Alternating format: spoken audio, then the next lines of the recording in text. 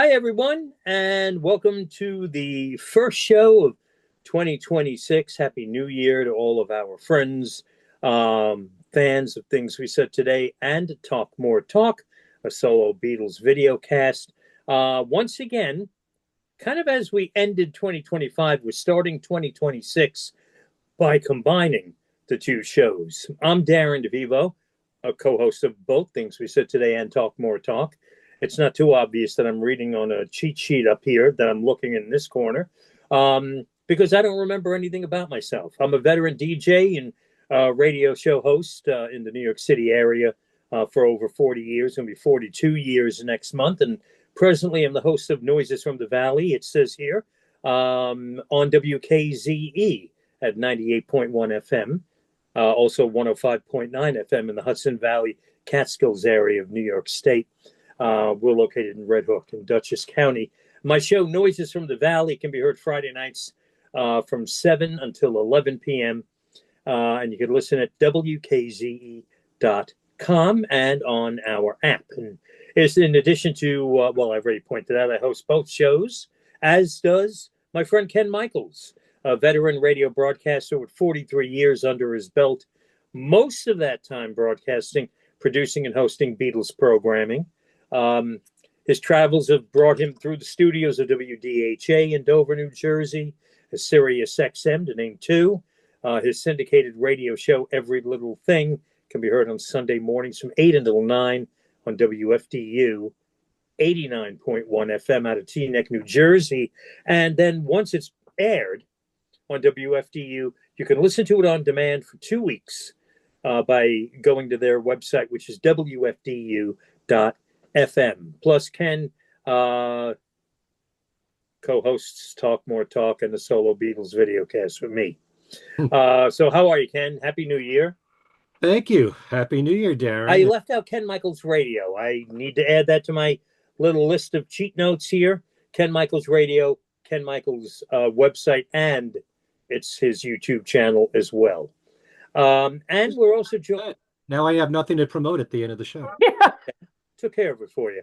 And also say hello to Alan Kozin, a veteran author, reporter, journalist, and critic who from 1977 until 2024, 2014, typo, wrote about classical music as well as the Beatles for the New York Times. He's an author of 7 books, and I think that includes the 2 most recent ones, or volumes 1 and 2 of the McCartney Legacy, which he happened to write with some other guy.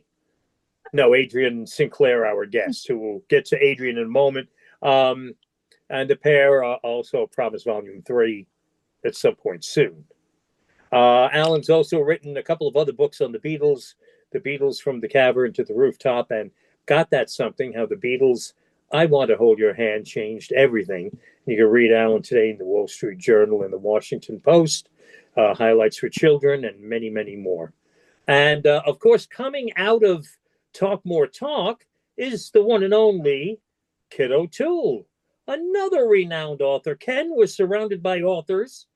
Kit is also an educator, podcaster, music journalist, who has written 2 books, Songs We Were Singing, Guided Tours Through the Beatles' Lesser-Known Tracks, and Michael Jackson FAQ, All That's Left to Know About the King of Pop. Maybe if I lowered this, it would look more authentic. In addition to this show, Kit co-hosts Toppermost of the Poppermost, another podcast with Ed Chen and Martin. Please forgive me if I mispronounce his name. Quibble? Quibell. Quibell, of course, yep. I mispronounced it. And I've spoken to Martin, so I apologize, Martin. How are you, Kid? Happy New Year. Happy New Year. Really excited to be here, and it'll be an interesting topic today. And I hope you enjoyed the introductions. That's our show for today. No, we have a very special guest here, someone who's become a friend of both these shows, a writer. I'll let him tell his own bio as we go through the show. But he is Alan's co-author on the McCartney Legacy books, volumes 1 and 2, and more to come. He has become really synonymous with being an expert, if not the expert, when it comes to Paul McCartney the authority on all things McCartney, ladies and gentlemen. Our special guest today is Adrian Sinclair. Yeah. It's great to be here. Thanks, Darren. All right, my pleasure. And now, without any further ado, the moment you've all been waiting for, the first Bacho Beatle news for 2026, courtesy of the one and only, and let's be thankful there is only one, Ken Michaels. Definitely be grateful there's only one me. Anyway, this will be a very brief newscast, actually. The very first news item is actually a non-event, but it's big news. There will be no fest for Beatle fans this year. Now, we're talking both fests, the one in New York and Chicago. The reason being because Mark Lapidus feels that it's time to freshen up the show, take a break, retool, try to come up with new ideas. And apparently what he's saying is that they will return next year. So I wonder how you guys feel about this. I mean, we all go to the fest every single year. Was this a surprise to any of you? If you just want to comment about this? Kit? Yeah, it wasn't, to be honest, that big of a surprise to me, because last year, particularly in Chicago, the attendance had gone way down. I mean, way down. I'd never seen it that lightly attended. And I thought, something's got to change. And I just think, it's probably a good idea to take this year off and figure out where they want to go with it. And quite frankly, if they're going to bring it back, it's not 100% certain, but I think it is high time that they made some changes. So it wasn't a complete shock to me. Yeah. Darren, did you want to chime in on this? Yeah, it wasn't a shock to me. I had a feeling when the New York Fest took place in Queens at the TWA Hotel for the was that the 60th anniversary of the Beatles' arrival and the Fest's 50th anniversary. I had a feeling at that one that was going to be the end. I was wrong. They did another one in Chicago that year and brought the Fest back last year. I do think the Fest will be back. That's a gut feeling of mine. I'm not privy to anything. I think Mark Lapidus has said, I think this year is going to be a year of how can we keep it going? Who might we get on board to help us with and redefine what it is? And then go into the future with a new and improved Fest for Beatles fans. And at the same time, Mark also said that he is intending to write a book.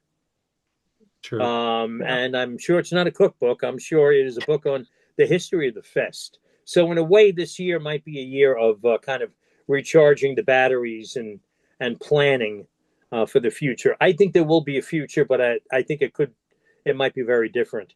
The main problem also is the fact, and this is so depressing to talk about it, that there aren't as many guests anymore. So how can you have a convention and with minimal guests? I'm sure there's a way. I'm sure somebody has an idea in their head on how it could happen, and I guess that's what 2026 is going to be all about. Yeah, I agree with you there, Darren. Actually, if you look at the back of our second book, you'll see we actually had to include a section to talk about people who've passed away, and the list just seems to be growing ever longer. Month after month. I think Alan and I have probably lost maybe 12 people we interviewed for our two books. That's quite, it's quite a lot, and the numbers seem to be declining year on year. The people that have got these first-hand accounts of working with Paul and working with the Beatles, being around the Beatles, that they're not getting any younger, and there aren't as many of them around anymore, which is a real shame. And of course, it's not helped by the declining Canadian attendance when I was there. I think was it last year? Yes. Yeah, a lot of Canadians didn't feel like they were particularly welcome in the United States, so they boycotted. Things like that maybe aren't helping either. Yeah, especially when you're concerned with the 60s. You talk about people passing away. There aren't too many people left who played a very significant role in the Beatles that are still with us. Mm. But I do wish that maybe Mark would be a bit more up to date or have more recent guests or people that have been in Paul's bands through the years. I doubt he can get the current band, but maybe, modernize it a little bit more instead of keeping Yeah. everything in the 60s and it's always great to have the Lawrence Jubers out there and members of Wings and um, certainly Peter Asher and Billy J. Kramer and those people. But you have to be thinking about who else can we get at this Right. point, and also got to be thinking about how technology has changed, and so much of it can now be streamed, and how are you going to approach that, and how much should we be concerned about live attendance as opposed to streaming? There's that element too. Alan, you want to say anything about this?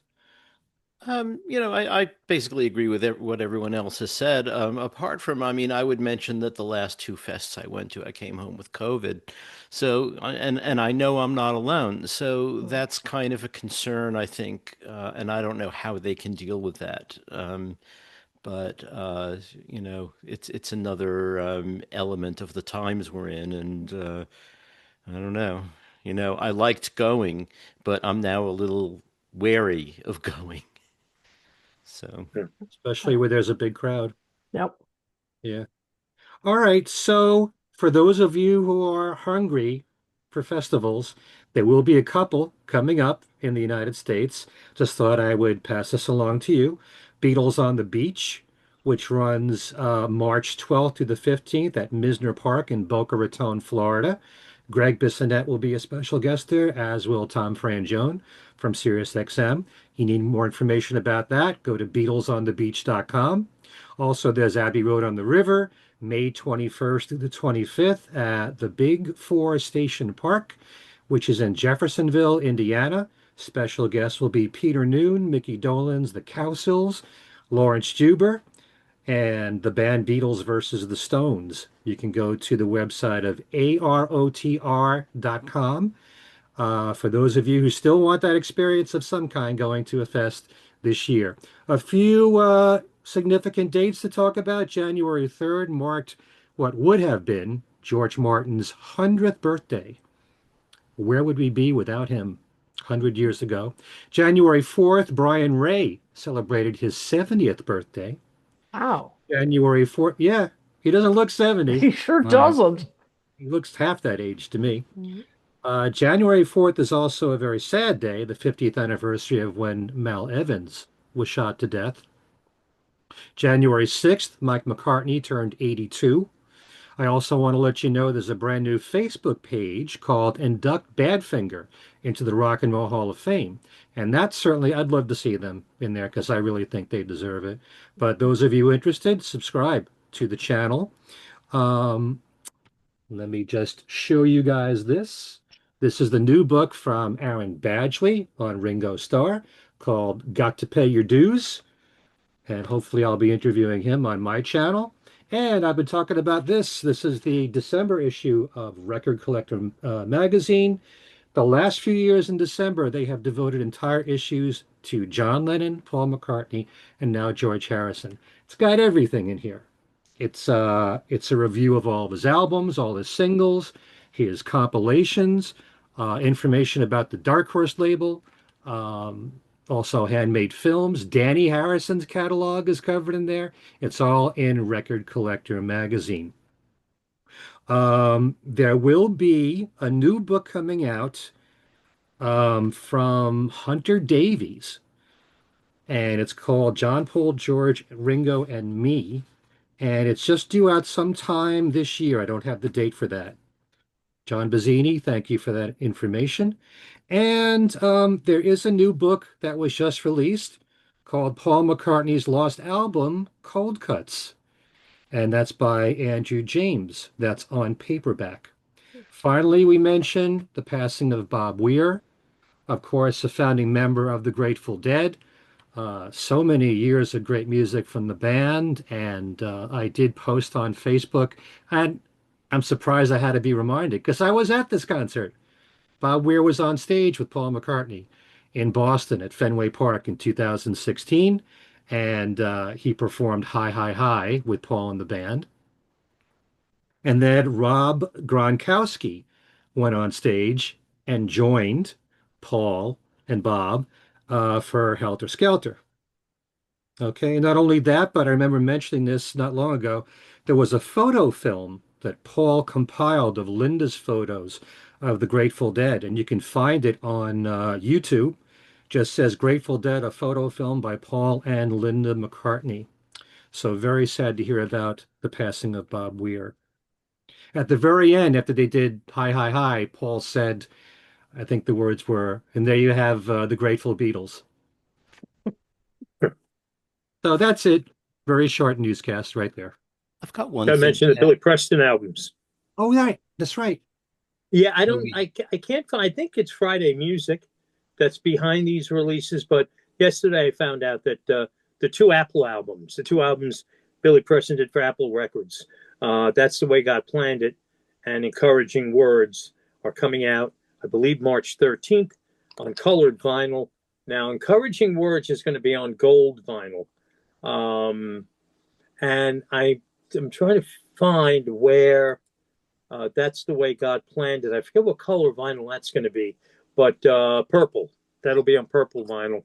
And I think it's coming from Friday Music, who have been doing colored vinyl Ringo releases recently. And I ordered some stuff from them a year ago. It still hasn't come in the mail.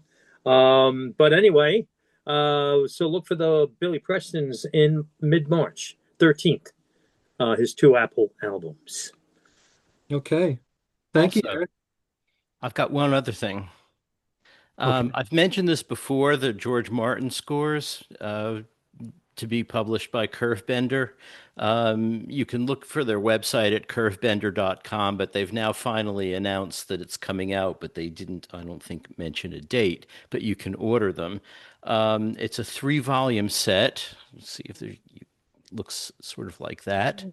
Comes in 3 varieties. The sort of plain vanilla version, just the scores, is $400. There are some extras in the version for, I think, $495.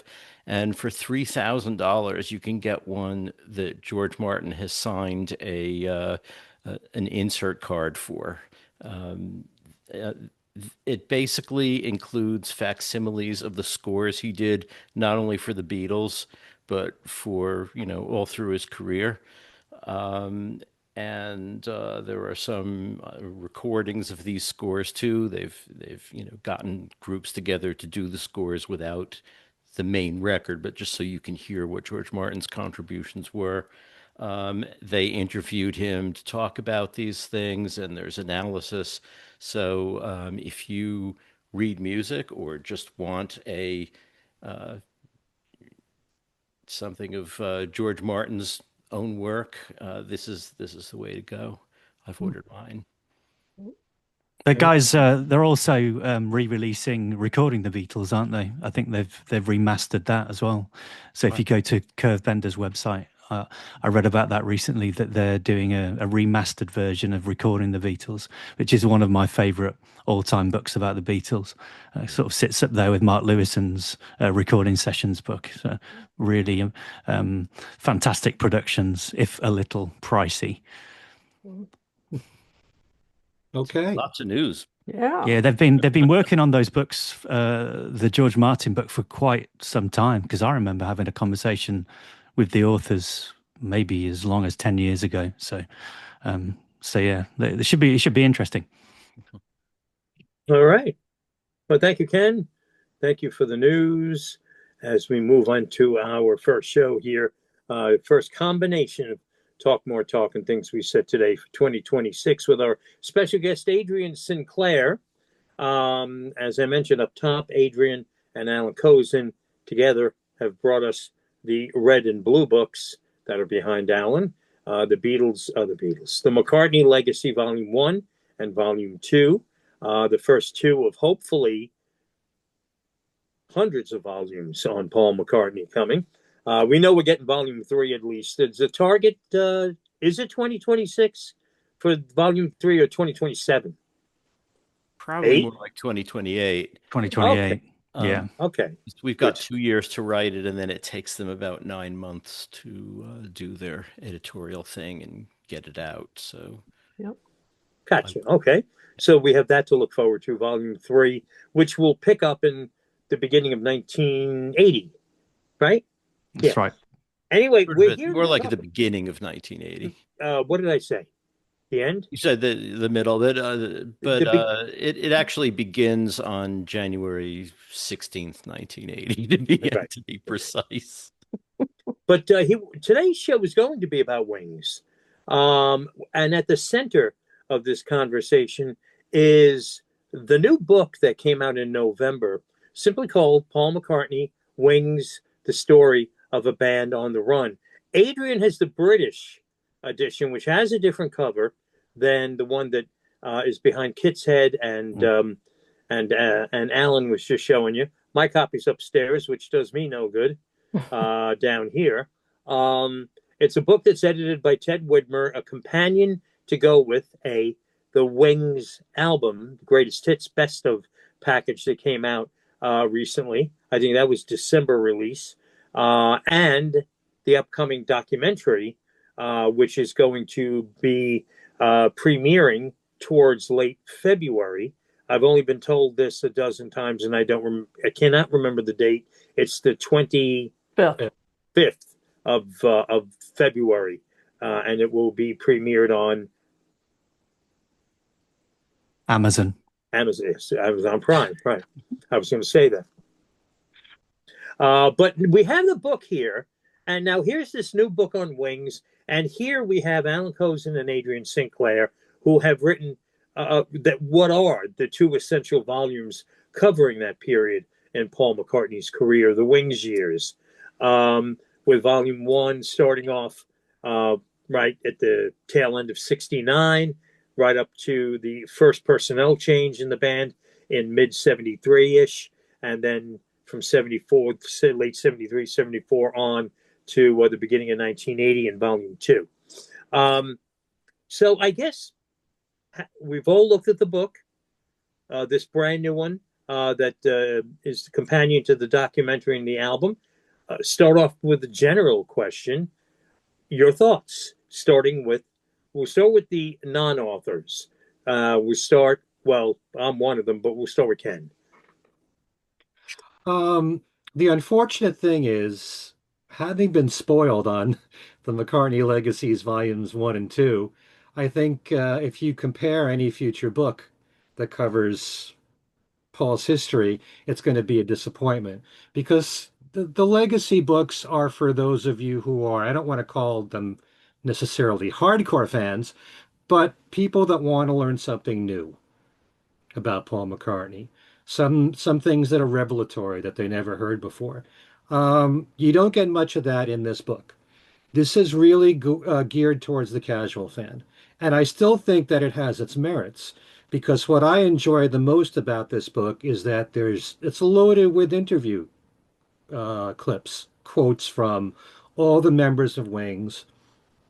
There's even quotes from people like Howie Casey and Jeff Emmerich and lots of people, Aubrey Poe Powell. Even in the very beginning of the book, there's quite a lot, surprisingly, from Sean Lennon, which I wasn't expecting at all. But I find a lot of value in everything that any of the 4 Beatles have said in interviews, whether they changed their opinions or not. It's still where their heads were at the time and what they were saying. Once in a while, you'll spot something that you never heard Paul say before or something. So for that, I enjoy the book. I also like the timelines that are put into the book of what was going on in the world while all this was going on, and what the best-selling albums were in both the US and the UK during specific years. Surprised to learn how Simon and Garfunkel's Greatest Hits was one of the biggest albums for several years in the UK. Great album.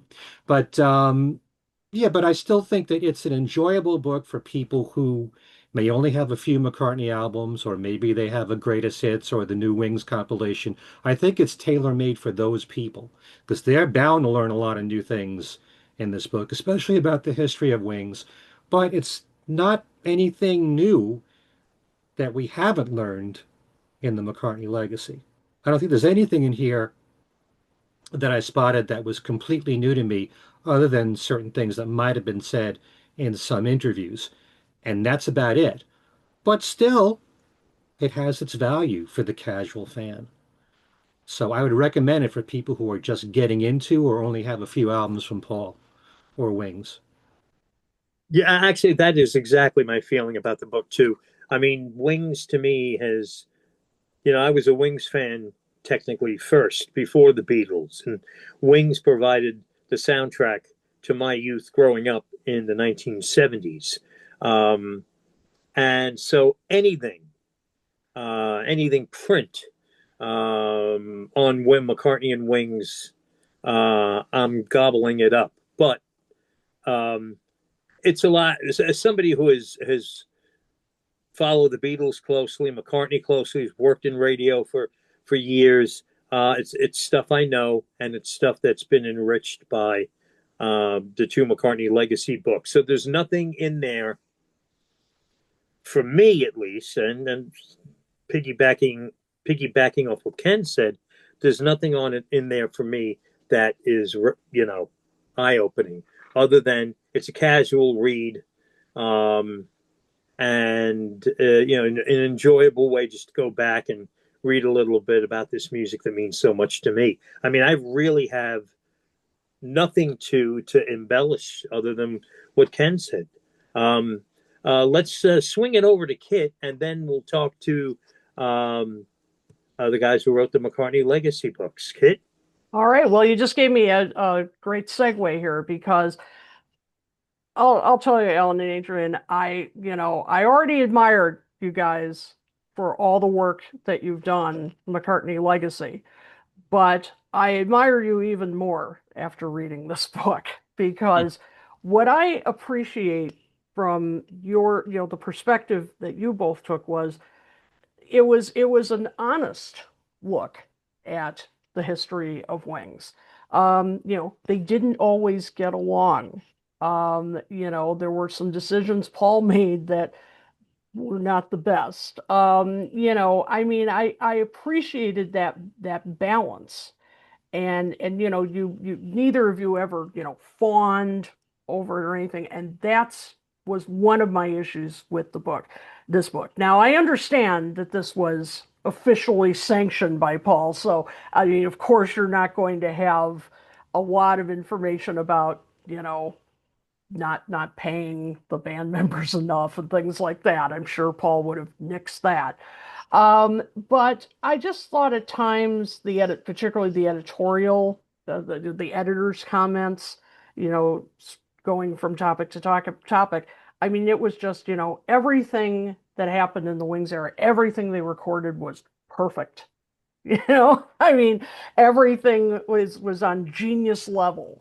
And, that's just it's not true. And, things like the Wildlife album, I mean, it was just glossed over that it didn't, critically, didn't do very well. And there's no reflection that Paul, from Paul on, what exactly, would he have done differently? And, I mean, it just, to me, it glossed over many things like that. And, yeah, there were tensions in the band at times. I mean, we know that, and particularly from all you wrote about it, both of you. I wanted to hear a bit more of a well-rounded picture. I wanted a more well-rounded picture of the history. As I said, I understand this is a Paul McCartney sanctioned biography, so not everything is going to be included. I get that. But I much preferred your book, not only because it just has a lot more information and some really, as Ken said, revelatory information, but that you approached it more objectively. And I really like that clear-headed, perspective of, yes, Band on the Run was a brilliant album, so forth. And then there were some albums that, didn't go as well. And I just think it was a more honest look And so, yeah, as you just said, Ken, and Jared, nothing really new to be learned here, and that's one of the things that bothered me the most about the album, but also some of the fawning comments from the editor, and I just thought, oh, come on, we know they were good, we know they were great, but yeah, there were some mistakes made too. Would have liked to have, had, as I said, a more well-rounded history of the group. I'm very interested in hearing the thoughts of Alan and Adrian here because this is just an interesting situation, a unique situation where an official book is coming out at a time that you are writing what is clearly the most detailed books, plural, on the same topic. Let's start with Adrian, and just I don't even know how to pose the question and whatnot. Your thoughts as this book was coming out. I'm sure it was no surprise. You knew about it for some time, and how you think your series and this book can coexist. Well, I think we're kind of entering the era of products now with MPL. So what's happened here is they've made this film, Man on the Run, and Morgan Neville, the director, did lots of interviews for the film that some of which aren't actually used in the film, but they appear in the book. So from MPL's perspective, they own the rights to all the interviews that Morgan did for the film. So they're thinking, what can we do to expand on it? Let's do a book. Let's do an album. So it comes as a neat package. What surprised me the most was that they released the book before the film, because it's almost like they've given you the script to the film before you've seen it. But what I can say, having seen the final edit of Man on the Run in December, is that the film is actually more honest than the book. I would say. I'd say the film's a really honest portrayal of Paul's 70s, and I think it's going to surprise a lot of people. As people are going to see and hear things that they've never seen and heard before. So that's certainly something to look forward to.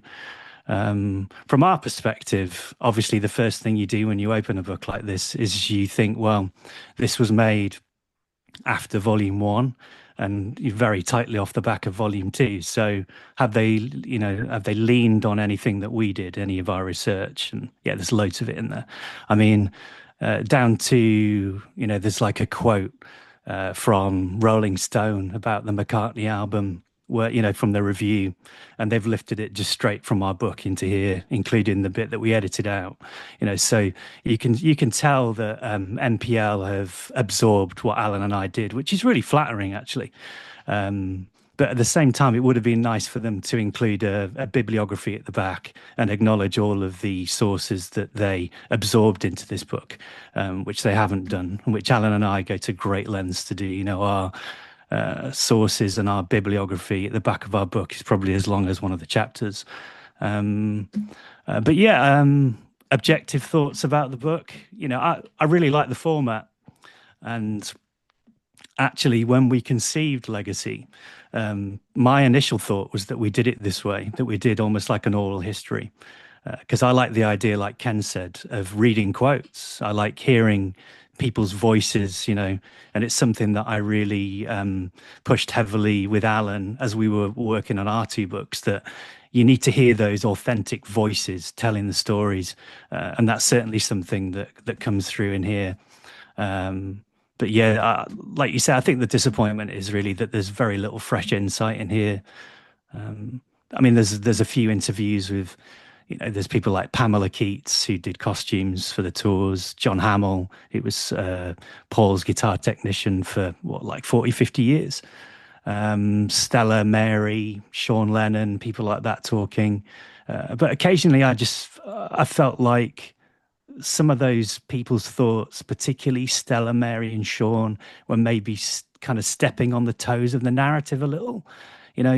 I mean, Sean Lennon commenting on the McCartney album, which was conceived and written and recorded what, 5, 6 years before he was even on the planet. I don't understand what relevance that has. Him saying that his dad's copy of McCartney was played. Well, of course it was, but we all know from the research Alan and I did that John didn't have a particularly high opinion of Paul's early albums. I think he said something like he'll make a good album when he's scared into doing it or something, didn't he, John? But yeah, I think, like I say, objectively, there are great things about this book, and for a casual reader, I think they'll learn an awful lot. But for the rest of us who've absorbed a lot of what went on during this period through various products over the years, whether it's films or books or official releases from Paul, the archive deluxe editions, this is just going down a very well trodden path at times, and really, yeah, I'm sure Alan has a fairly similar view to myself. Yeah, Alan. It is fairly similar. I also liked reading the quotes. I liked especially the quotes they had from people like Mary and Stella, and also Sean. On one hand, I thought, okay, Sean was born in 1975, so that's halfway through the story. So even when Wings broke up, he was only 5, 6, something like that. But nevertheless, Sean is a pretty good musician himself, and he's close to people in the story, and I'm just sort of interested in some of the things he has to say. It wouldn't necessarily have been my choice. I mean, it wouldn't have occurred to us to talk to Sean for our books, because we're trying to write our books like in real time. We're trying to follow the story as it's happening, and Sean isn't really part of that. What I found a lot of things frustrating. I mean, yes, they quite obviously had and used our books, lifted some quotes and things from it, but on the other hand, there are certain stories of Paul's that are the way Paul wants it, and they're told that way in here, even though we've largely proven that something else happened or something didn't happen, or things were misunderstandings, like, for instance, the famous case of Live and Let Die, and George Martin bringing the single down, and them thinking it was a demo. I mean, we've been through that on this show a number of times. And it's surprising to me that Paul continues to tell that story, because George Martin wouldn't have understood, because he wasn't privy to the contract necessarily, but Paul was privy to the contract. So Paul knew when they said, "Who are we going to get to sing it?" that they were referring to the second performance in the film, not the title performance for which Paul was contracted to sing. There was never any doubt that was going to be him singing the title credits in the film. But there were other things too. I just made a few notes. I mean, Paul talks about Phil Ramone producing Another Day, which didn't happen. He worked with Phil Ramone during the Ram sessions, but way later in the Ram sessions. Another Day was recorded on the first day of sessions. He didn't work with Phil Ramone until later on, when they got to doing the orchestral overdubs. He says that for the McCartney versus Lennon, Harrison, Starr, and Apple, that he went to court every day. He went to court the first day, and that is the only day he went to court. He, let's see, makes it seem as if, okay, he's in New York to record Ram. He's watching the Johnny Cash show. We have the listings for when the Johnny Cash show aired, so we know what he saw when he saw it. And yes, that did inspire him to want a band, but Paul places that in London. They were in bed in London watching TV, and Johnny Cash came on. Just little things like that. I mean, the world is not going to end if he says London instead of New York. Similarly, he says that he was in New York when Bloody Sunday happened and started writing Give Ireland Back to the Irish in New York. But we know from Denny Sywell, who let us use his and his wife's diaries, that Paul was in London on Bloody Sunday. The Sywells went to see him at his house on Cavendish Avenue.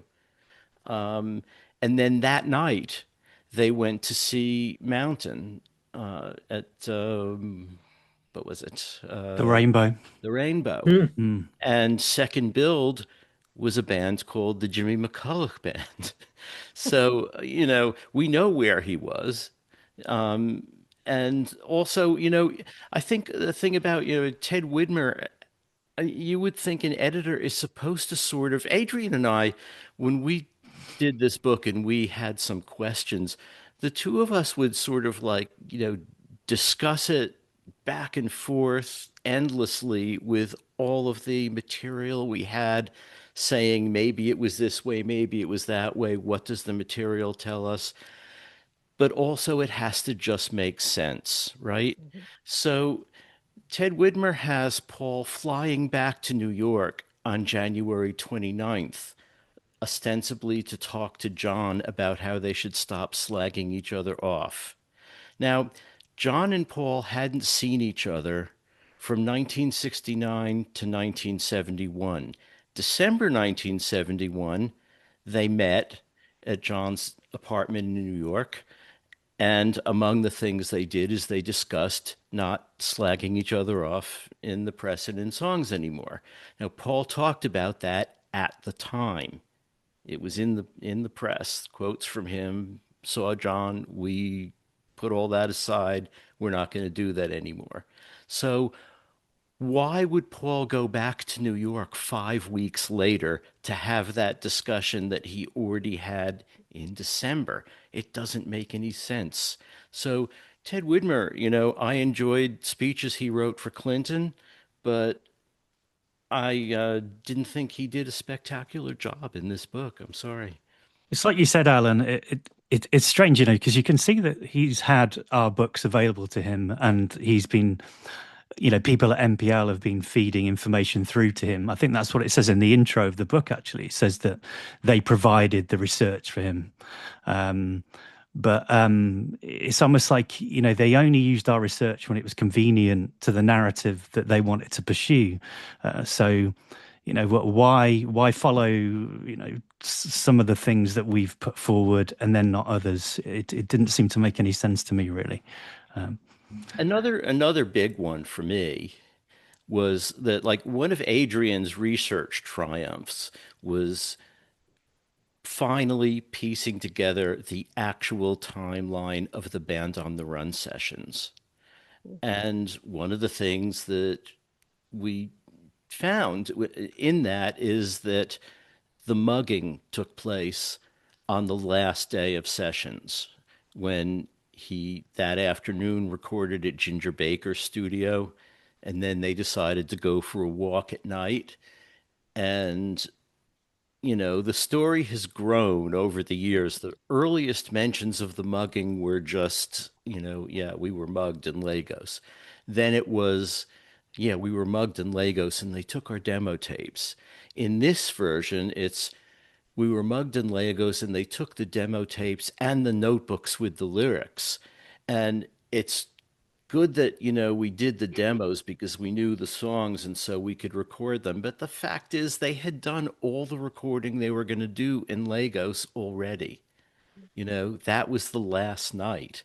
And maybe it wasn't going to be the last night. I think what happened, to make it the last night really is the next day they went to the studio and Paul collapsed. You wouldn't get that from the timeline as they present it here. It's just something else that happened in Lagos at some point during the trip, but it was the next day. And there were other things about the trip too that were out of sequence. Going to see Fela Kuti, they have that completely sort of messed around. It's like, Will Fela Kuti first came to see us and then we went to see his band, and it was the opposite, actually. Uh, so a lot of stuff like that. He gives the time that John and Paul watched Saturday Night Live Yep. and considered going down there as the last time they met, which is not true at all. Elliot Mintz talks about that in his book. Remember? I think it was 1978. They met Right, in Elliot Arizona. Mintz. Yeah, right. Um, and let's see, things like, and, critics who complained about how much detail we went into. Um, this is a book for them because the McGear album is mentioned in passing by Jimmy, and in the timeline, one of the little timeline entries, um, Jimmy's departure is barely mentioned at all. It's sort of there's a quote from Paul saying that he gets a call from Steve Marriott saying Jimmy's going to work with me, and then Jimmy gets on the phone and says, "Yeah, I'm going to work with him." Nothing at all about what actually happened, which was Jimmy sort of trashing one of Paul's places up, one of the houses up on his property in Scotland, and basically being fired on the spot. It's the same with Joe's departure as well. I think, Mm. it just says Joe was homesick, and Joe's story is just so, it's actually a really beautiful, complicated story, is Joe's. And I find that, inc I don't know, like you say, just incredibly inconsistent of the editor, really, not to pick up on that. The fact that Joe's wife had had a really bad car accident, and his entire life was in turmoil. It wasn't just a case of being homesick. And for me, those kind of what the editor might see as kind of small details that aren't about Paul are what makes this story so interesting. The Wing story is the story of Wings. It's the story of every member in Wings. I think it's the same when they talk about Jeff Britton's departure. And I'm pretty sure in the biography it says that Jeff went on to do a karate film and write the soundtrack for it, which never happened. So yeah, there are far too many things, like you say, that have maybe just glossed over a little too much because I don't know, they're just a little too candid and real to exist in a kind of an official release like this. Well, he did the film, but Paul wrote the soundtrack for it, and David That had Field. that had been made, yeah, long before then, and Yeah. the karate film. But there was talk in the press release that they put out when Jeff Britton left the band that he was going to film a karate film in Italy, I think it was, or something. Oh, yeah. It was just nonsense. They just made a story up to make his exit seem a little less sordid than it was. But yeah, you kind of come to expect that from official products there. You'll find it in every single one of those archive sets behind me, really. They all kind of skirt around the edge of the truth, and they don't really want to embrace the reality of what is a really interesting story. I would argue that we have a lot more respect for Paul than the authors of this, whether you consider it Paul or Widmer or MPL or whoever, because, yes, it's true that we don't fawn over him, but we feel that he deserves a story that is, first of all, really detailed about what he's doing and why he's doing it and how he's doing it, but also tells the truth because that's what you want in a figure that you expect people to be looking up to for, decades or centuries. I mean, he's a major figure of our time, and we feel that telling the truth is the job.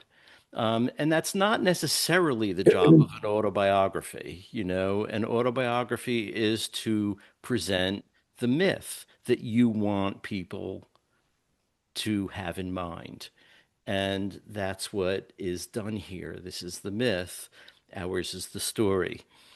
I will say though, and Ken Michaels will have a lot to say about this, because this is a subject we touch on all the time. Every time I speak to you, Ken, that in the introduction from Paul, you get about as close to the truth as you will get, because he makes one comment, and it's a very throwaway comment, but he says that before his bust in Japan and Wings dissolving in 1981, that around the time he was working on McCartney 2, that the inspiration had already begun to move elsewhere.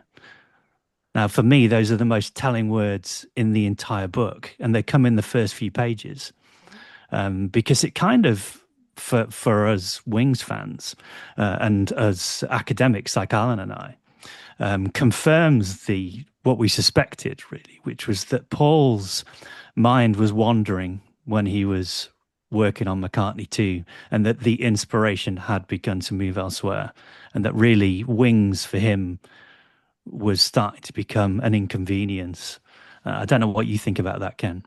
Oh, well, that doesn't shock me at all, because the one thing I've brought up in the past here is when Paul did the interview with Tim Rice, that is in the McCartney 2. I think it's included in the box set, but he's promoting the McCartney 2 album, and whenever Wings is brought up, it's almost like he doesn't really want to talk about this. It's time to move on. You really get that feeling like that's the past. Wings is the past. And certainly from reading your stuff, this book, Luca Parassi's new book on Back to the Egg, it's making me realize I have a different perspective on Back to the Egg now, because it was always my feeling that Paul did everything he could to promote Wings, to the point where he let Lawrence Juber and Steve Holley give interviews to promote it, to give them exposure. But now I'm looking at it maybe in a different way, that he let them do it because he didn't want to. And yet at the same time, he made a TV special for Back to the Egg. So he wanted to promote the album. So he probably had a lot of ambivalence at that point. And one thing that's brought out here in this book, I have to remember if it's in your book, but he was not happy with the 1979 UK tour. He felt the band was under-rehearsed. Well, if they're under-rehearsed, whose fault is that? Really? I mean, for someone who is so much of a perfectionist, like now, Paul does sound checks before every single show, and he's been doing it forever that way. But if he wasn't that comfortable going out and doing, those dates in the UK, why wouldn't he wait until he's ready and be, comfortable with the way that Wings sounded at that time? So maybe he was really starting to feel like he was getting tired of it. In fact, there's some quotes here that I was going to bring up in the book about it. You can just wait. I know I had it typed here.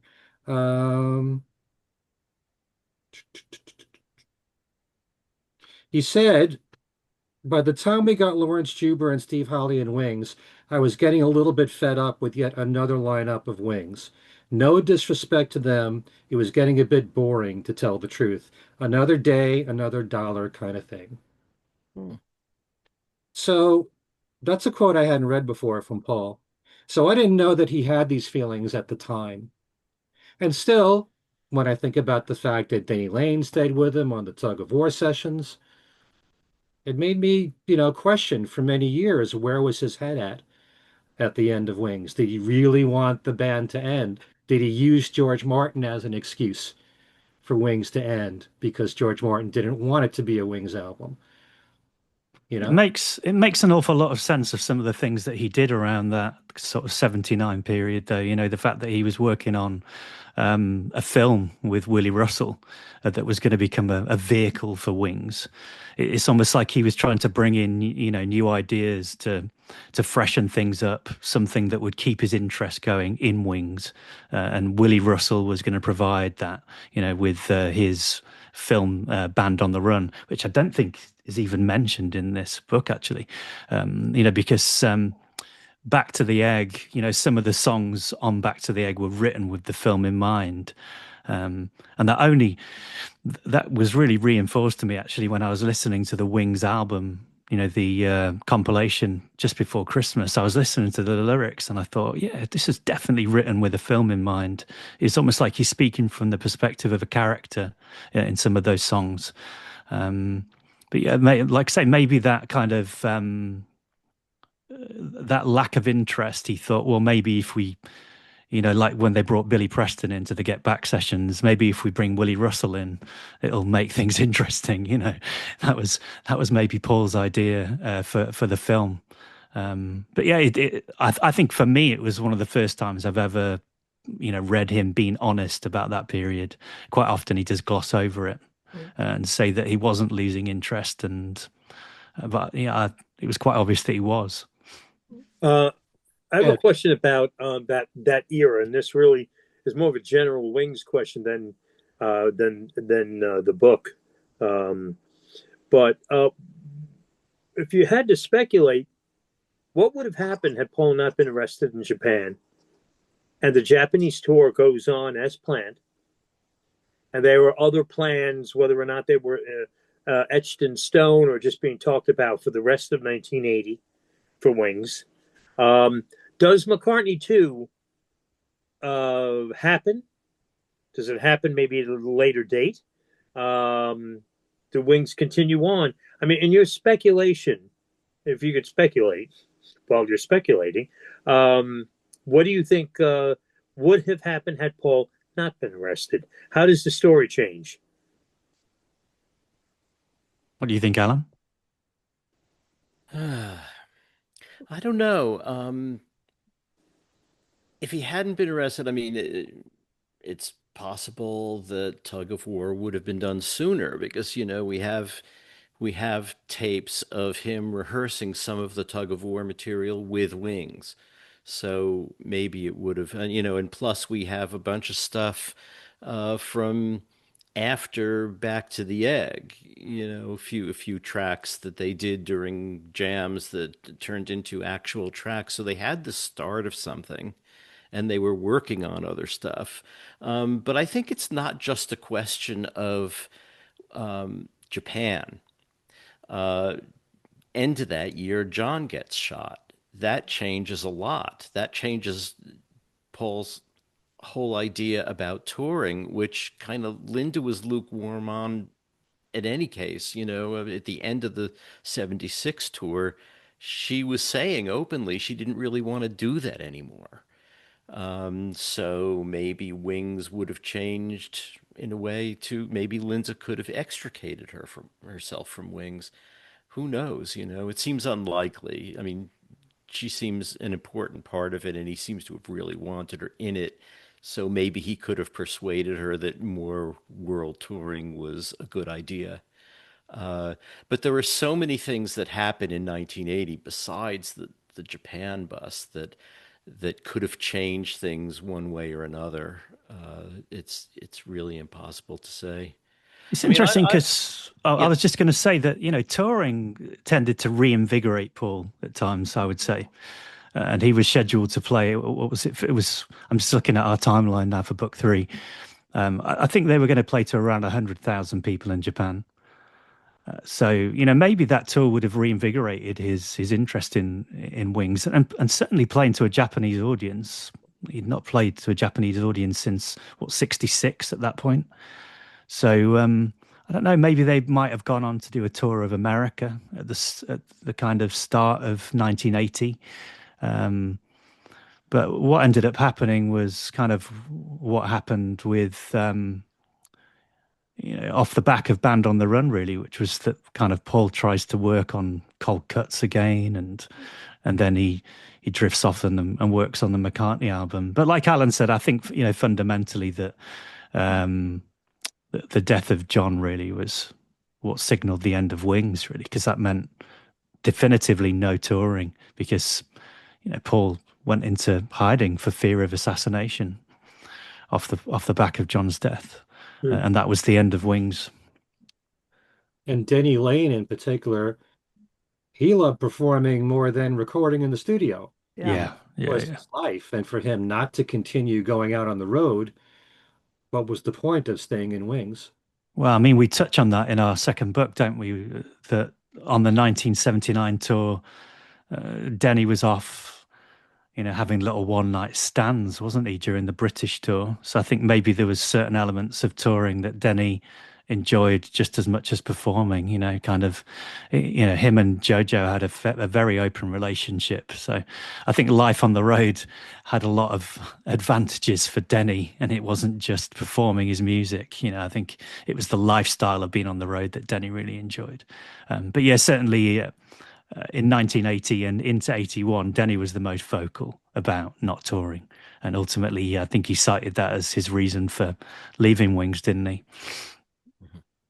Another thing I found puzzling, since we're in this late 70s, early 80s era now, when Paul made a comment about, why he felt Back to the Egg didn't work as well. And at one point he said, well, we hired, young, inexperienced players, obviously referring to Lawrence Juber and Steve Howley.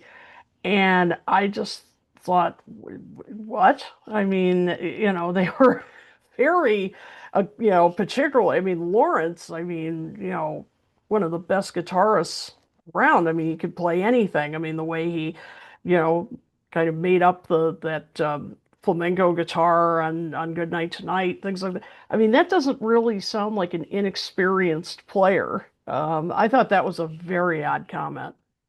Yeah. In fact, that whole situation has always been completely puzzling to me, because he finally has a band where nobody is going to trash the kitchen at one of his places. Nobody is going to get homesick. Nobody is going to, no one is going to fight with him over the solo. Like, all the problems he had with the previous versions of Wings, it seems were solved with this lineup. And Steve Hawley wasn't inexperienced either. He'd been out touring, he'd been playing and recordings. He recorded an album with Elton John. So I don't know why he would say that. It is an odd thing to say. Yeah, that's pretty experienced. Yeah. I would say. Yeah. I thought that was a really strange, kind of throwing them under the bus kind of comment. I mean, it was really, really odd. Yeah. I get the impression from both Paul and Linda that they really liked the middle lineup the most of Wings. Which, yeah. And there's a quote here from Linda. She says, "It's definitely the first group we've had," meaning that middle lineup. "Before, there was always something that was niggling through the show. This was the first lineup where everyone liked and enjoyed being with each other." I didn't know, other than the problems that Henry had with Paul, being kind of demanding and not letting him have the freedom that he wanted to play what he wanted to play sometimes, that there were too many problems with Henry and with Denny Simon. Yeah, I think some of that comes down to success, though, doesn't it, really? I mean, if you look at that middle lineup, they had the most success. They did that big tour of America. So I think he probably looks at that lineup with rose-tinted spectacles. Wings Mark I had internal problems purely for two reasons. One, they were being paid a pittance. And two, there were, artistic grievances between band members. And possibly, it maybe didn't help Paul's situation that Denny Sywell was so pally with Henry McCulloch. So maybe when Henry had a problem, he would go to Denny and they'd talk about it. And because both of them were being paid £70 a week at that time, that became a collective problem. I'm not necessarily sure I agree with that. In fact, when I was listening to the compilation, and I was listening to it in the car recently with my son, who's really into playing guitar now, and I was listening to some of the drums that Denny Sywell played on those early Wings tracks, and he's just such an incredible drummer, Sywell. And I don't ever like to say I have a favorite amongst them, because I don't really have a favorite, but I'd say that technically Denny Sywell was the strongest drummer Wings had, and him and Paul were incredibly tight from the Ram sessions. So, yeah, I do find that odd that Paul would say that that was the best lineup. But like I say, I think that with Paul, it purely comes down to success. It was the most successful lineup. That's it, really. I think it also comes down to some, certain dynamics and things that happened. I mean, in the first lineup of Wings, yeah, they may have had problems about the money and problems about whether Henry could play what solos he wanted and all that, but they didn't have those problems every day. Right. Those were just they'd flare up sometimes, but otherwise that first version of Wings seemed pretty tight, pretty friendly, going Yeah. in on the open top tour bus on the 72 tour. I mean, they had some good times. They had some fights too, but I think that when Linda says, yeah, this is the first band where there wasn't some niggling thing, I think she's also looking back on a situation colored by the fact that Henry and Denny left right as they were going to Lagos, and that infuriated Paul and Linda, and especially because Paul and Denny Sywell had been really close as friends. And I think he probably felt betrayed by that. And Linda Linda is very sort of empathetic to Paul. If Paul feels betrayed about something, Linda is going to take that battle on as well herself. She called immediately after Denny called to say he's not going to Lagos, called him up to say, how dare you inconvenience us.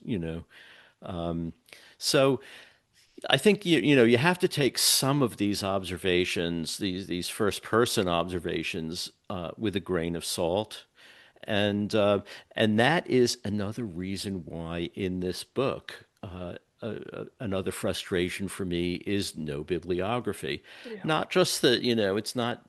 We should have had a bibliography so he could mention our books. He should have had a bibliography so that when we read a quote, we know when the quote was said. Especially, there are a number of people quoted who are no longer with us. When were those interviews done? Were those interviews done towards the end of their lives, or were they done right at the time of the events? It's important to me anyway to know when someone's talking. Uh, so, that in a way is a disappointment too. But, this isn't an academic book, so often True, academic. but still, I agree. I mean, I was shocked when I looked at the back and there were no references. I mean, I just, I think you bring up a good point, Alan, that, context matters a lot. If Linda was, it was an interview from, 1975 or, something, and then as opposed to which was looking back on it in, early 90s or something. I mean, your opinion's going to change. And I agree. I mean, I think that would have provided way more context. And same with Paul too. I mean, obviously, what he said about the group in, in the 70s as he was going through it is different than when he's looking back on it. So yeah, that shocked me that there was no bibliography. Yeah. Also, because Denny Sywell was such a big help to the two of you, with his wife Monique keeping a diary and everything, and we're so used to, Denny's been so great to us giving interviews. And there's a quote from Paul here about Ben on the Run, and when I read it, it's like based on what Denny told us. He said, "I did all the drumming on the record, the Ben on the Run record. Denny Sywell was a great drummer, still is, but I was like, I can drum too, and I'm going to drum how you wouldn't have." Well, that's not what Denny Sywell told us. Denny Sywell said that Paul basically copied what he did when they were rehearsing. And we don't know when Paul said that. Right. Yeah, it's a strange one, isn't it? The Denny and Paul relationship, because it took them so long to make amends, the two of them.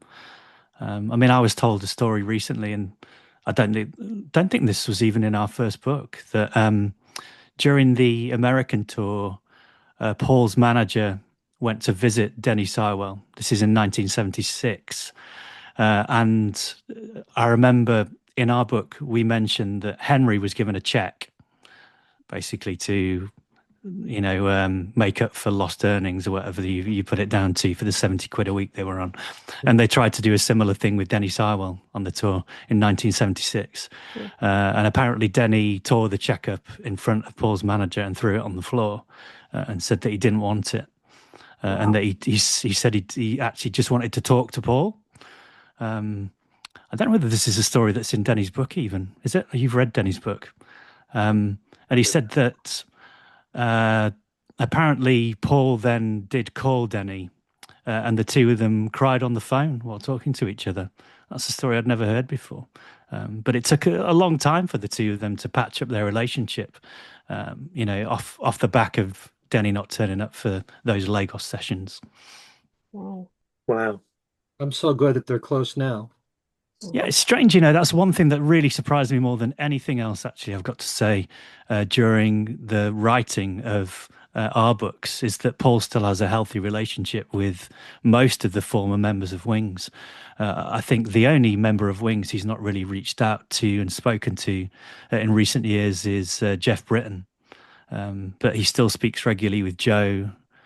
He does.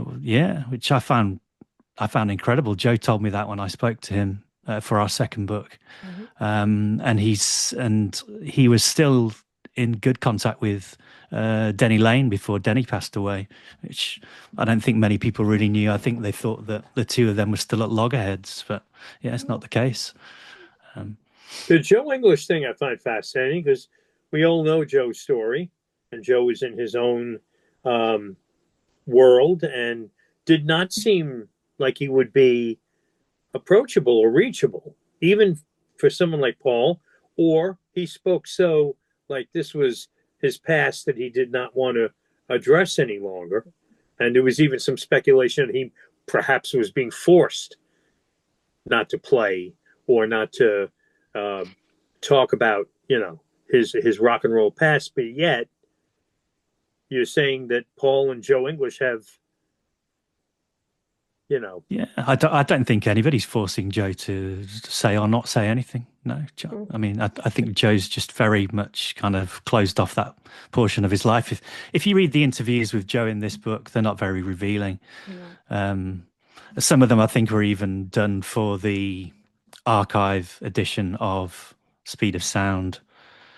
I recognize some of the quotes anyway.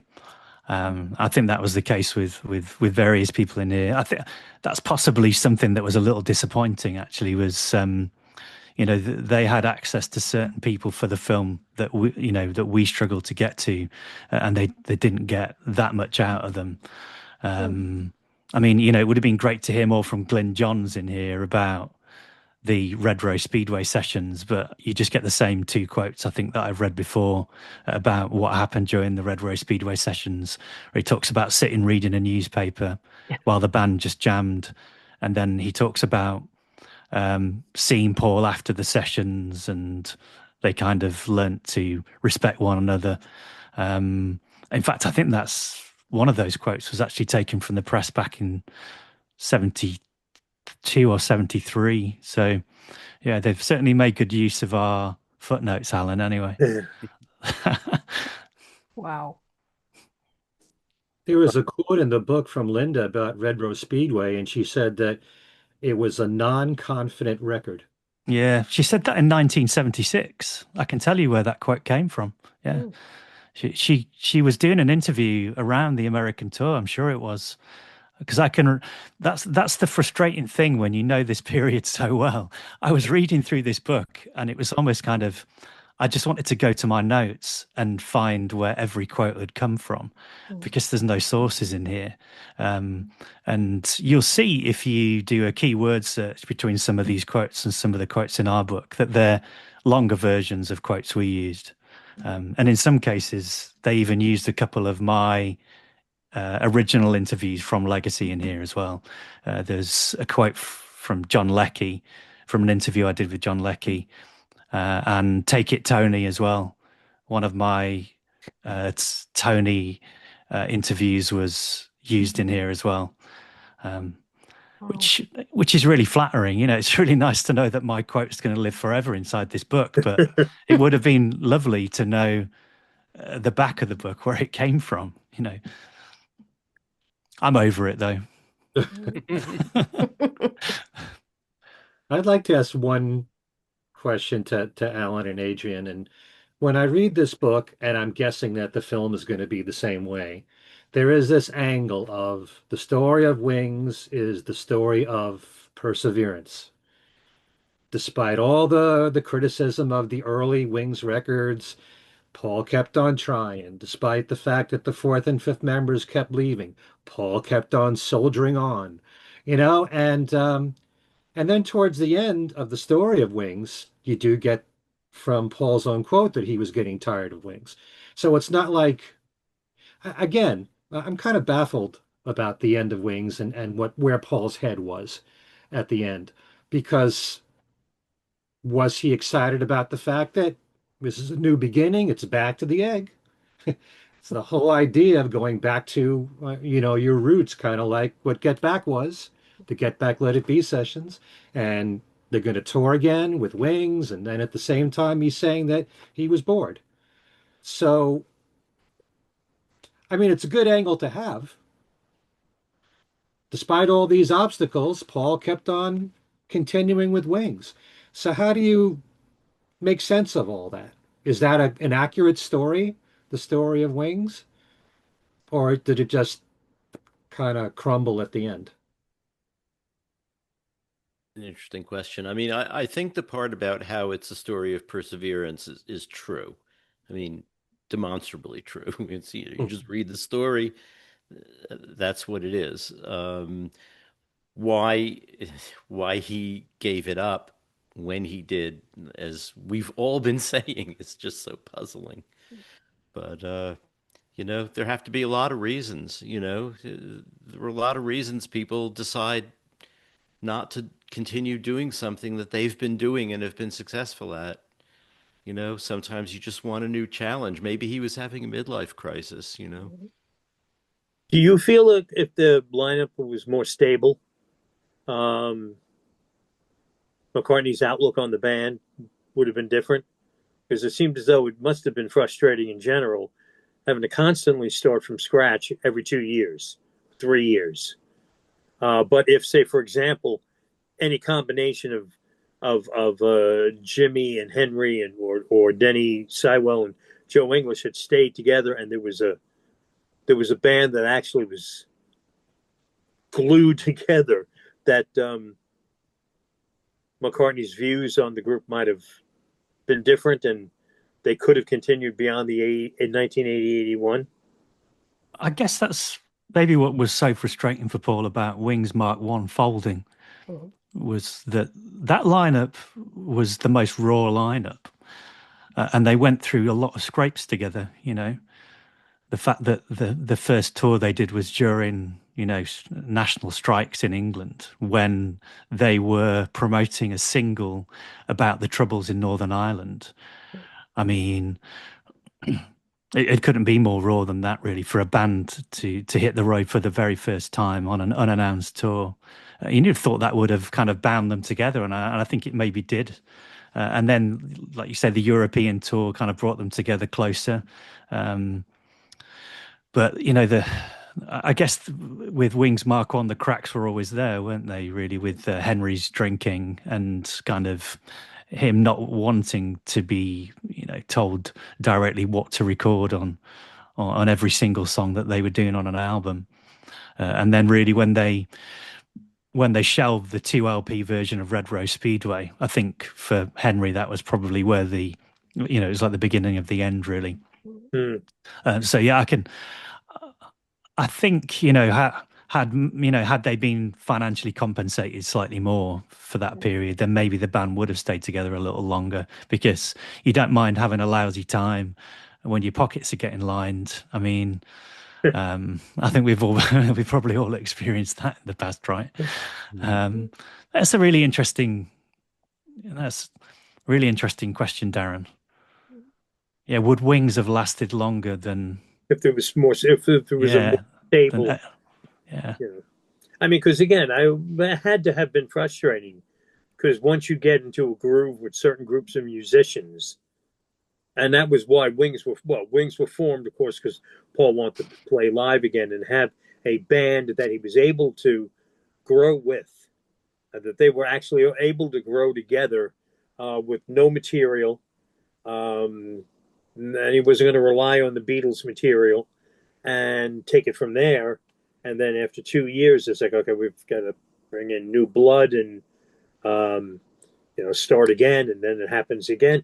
Also, I thought it was interesting that this was, I'm sure, just coincidence that you lose your lead guitarist and drummer in '73 within weeks of each other, maybe days, and then you lose your lead guitarist and drummer within weeks of each other.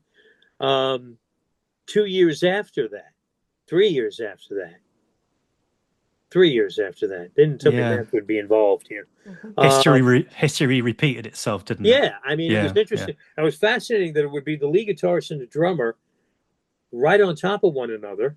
And I don't know, that couldn't have played well for the future of the band. It was becoming like Spinal Tap. When is Lawrence Schubert and Steve Holle going to quit on me?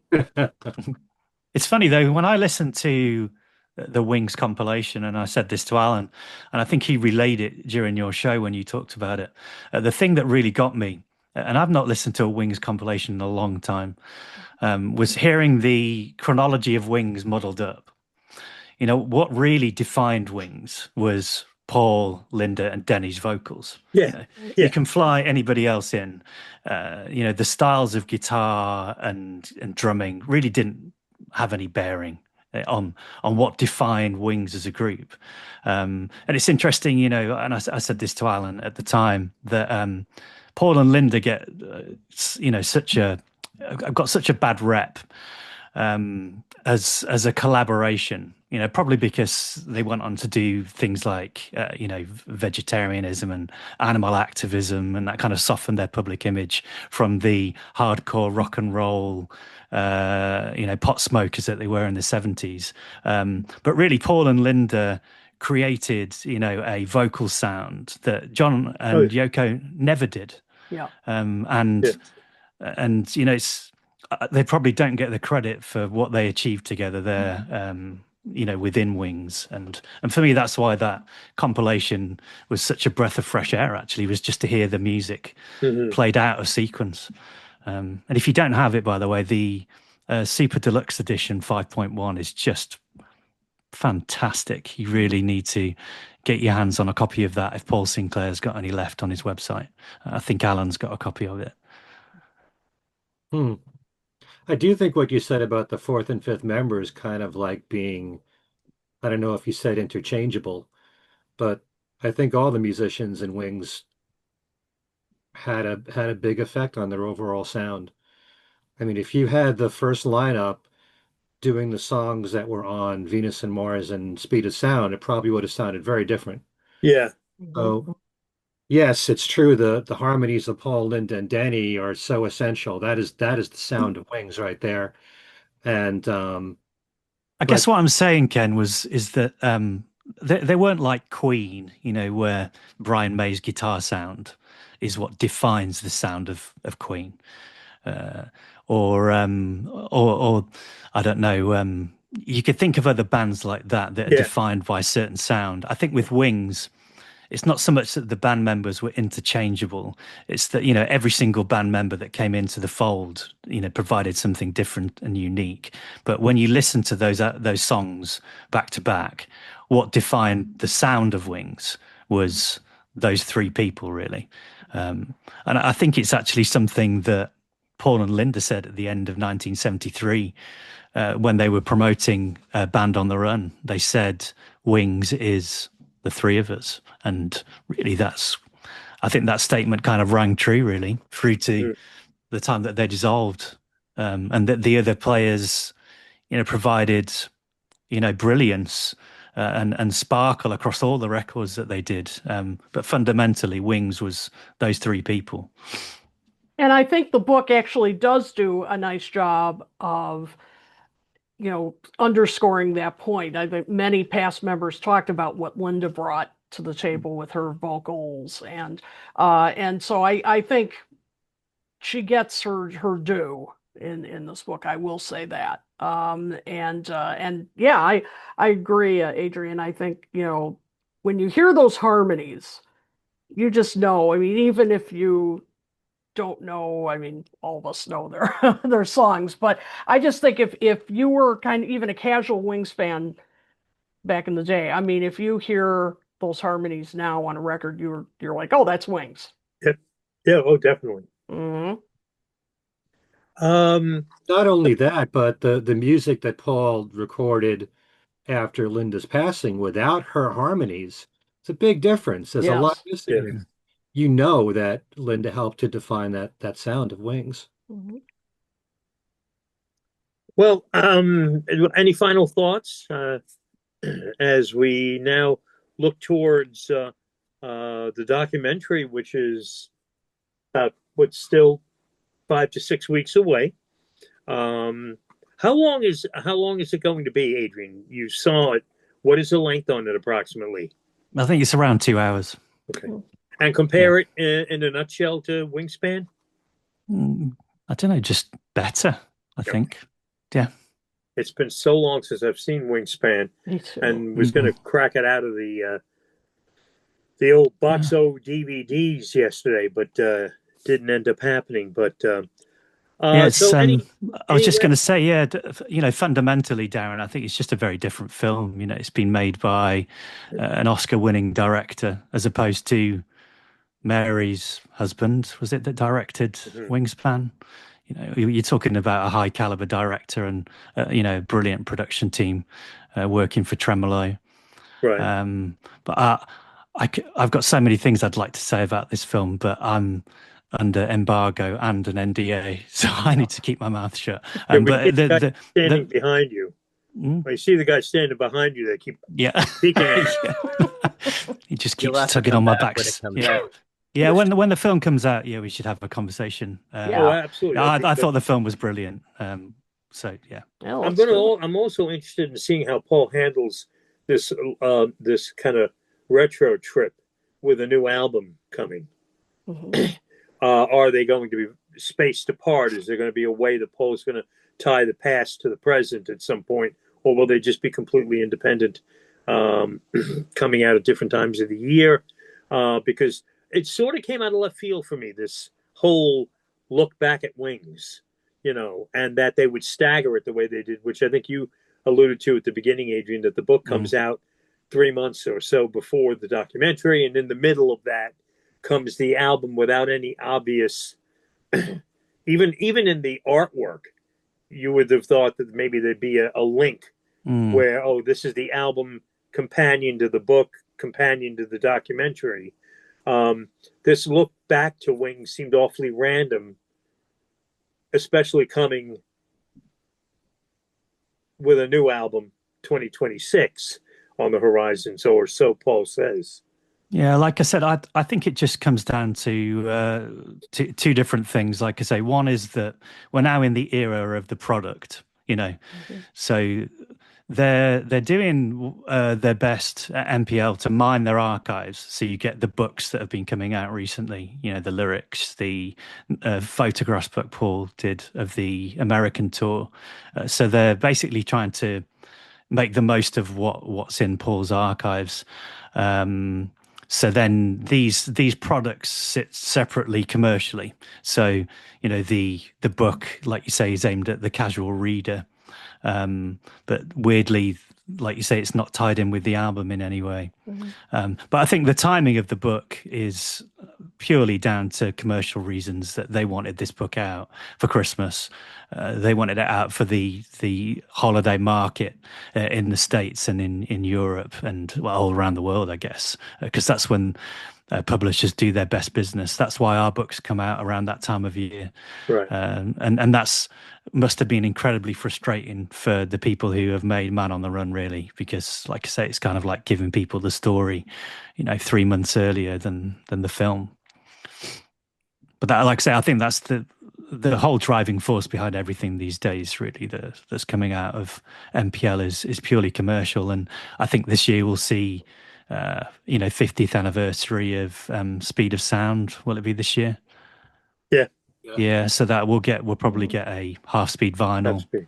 If we're lucky, we might get a little extended 2 CD drop.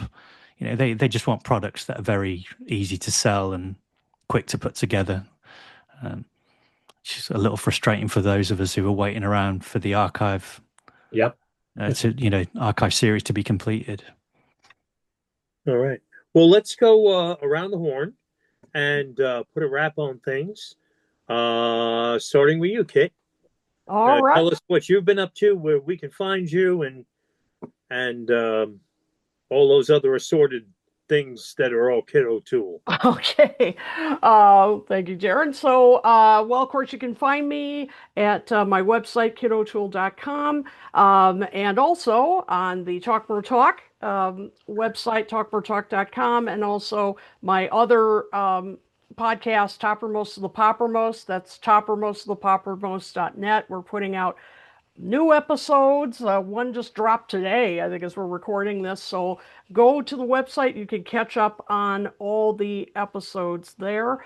I'm going to be teaching a class starting next week, January 22nd, on the history of 60s girl groups. It's going to be a lot of fun. So I'll have links up on my Facebook page, on the Talk More Talk one. If you'd like to sign up, it's a 2-part course. This is part 2 is in April. Part 1 is, as I said, coming up next week.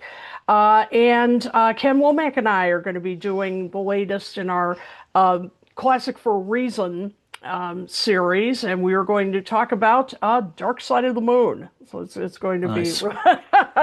Thought you might like that, Darren. And so that's going to be a lot of fun. Again, I will put up the links to register for that. That's absolutely free.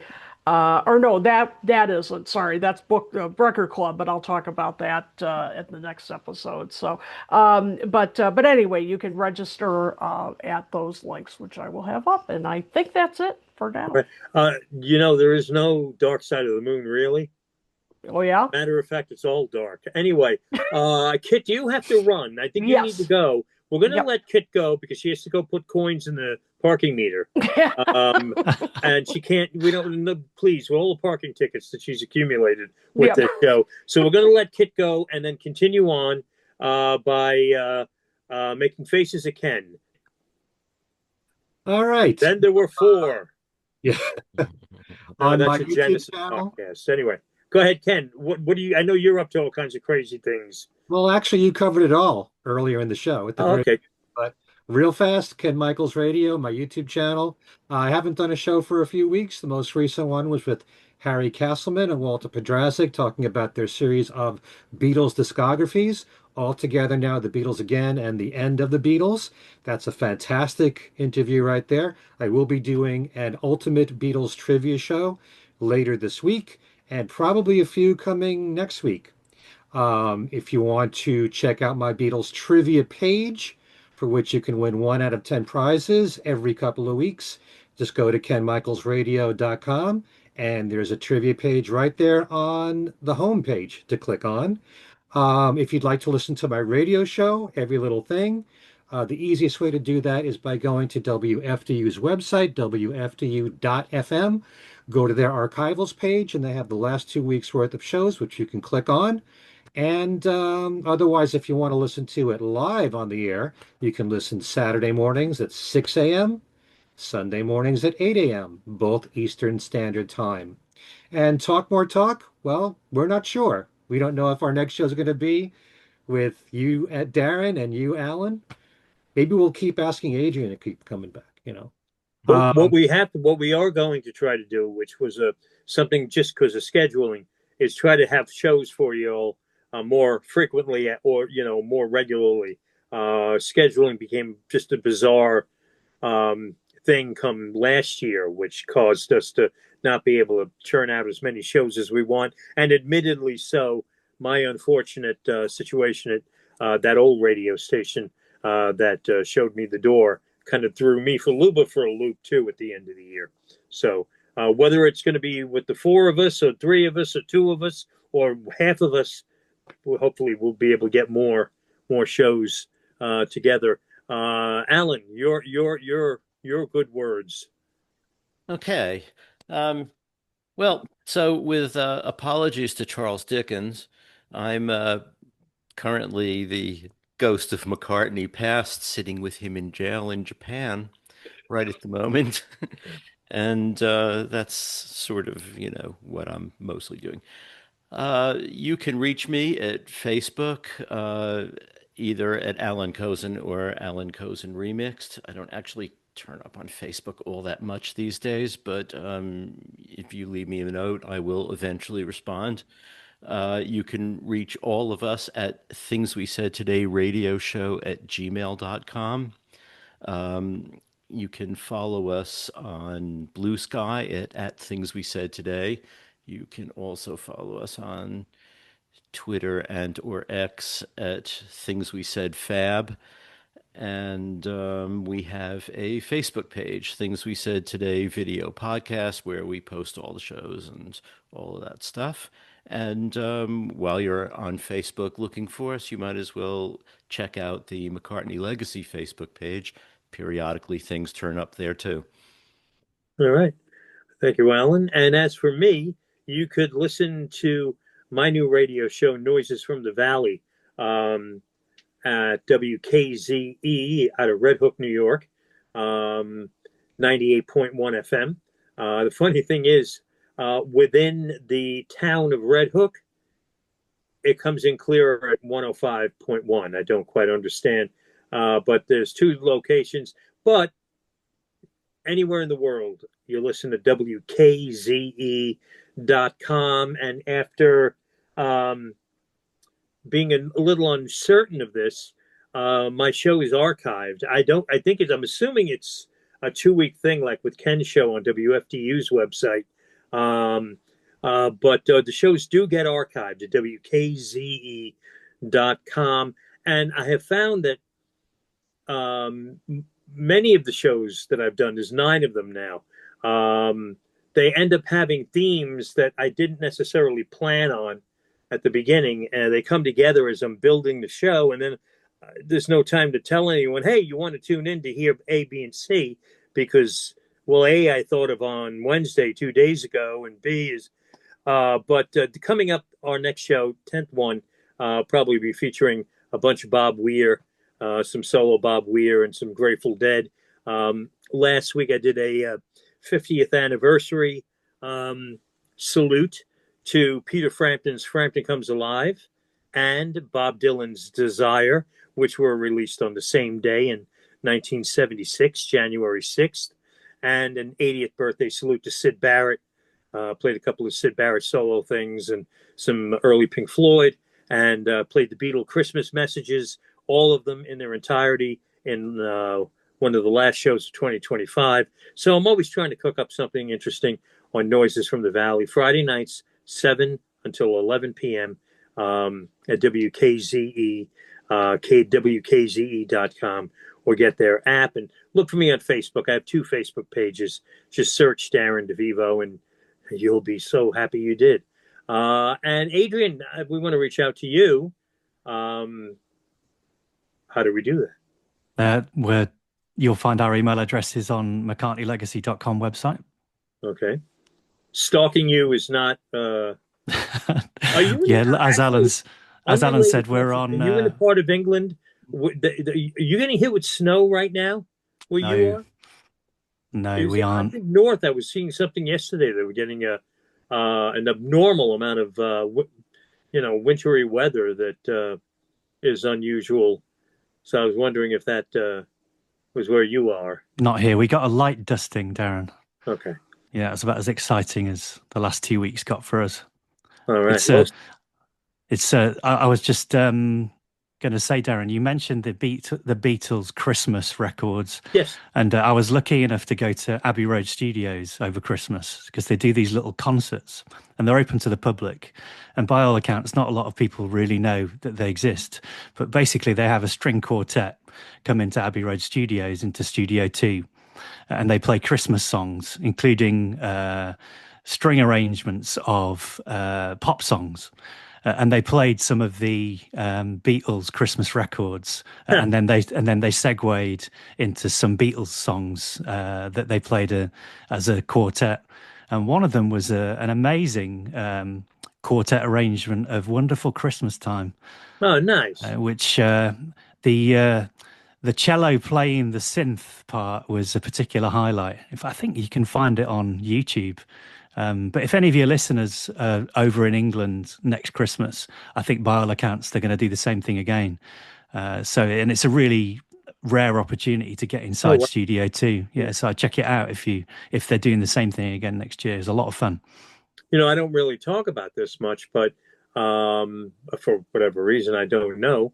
But I was actually the winning bidder when Frida Kelly put her personal archives up for auction, and she had a complete set of the 7 Beatles Christmas records, the UK records. In fact, if you've seen the film Good Old Frida, goes up in her attic and is going through a lot of the belongings that she had from her years as the fan club president, and she kept a copy of each one of the Christmas albums, Christmas records rather, the singles in an album, and they even used a couple of them for the masters, for the finished records. And it's probably my prized possession now, as I was the winning bidder and bought those last year. But I did not play them for the radio show. Okay, I used another source for that, and I'm not telling you what it was. But anyway, Adrian, thanks for taking the time out to talk with us about that other Wings book that's out now. And hopefully we'll see you soon, maybe when the documentary comes out. For Kid O'Toole, for Ken Michaels, for Alan Kozin, thanks for hanging out with us in this combination. Things we said today, Talk More Talk, first show of 2026. Thank you, my friends. We'll see you in a couple of weeks. Peace and love.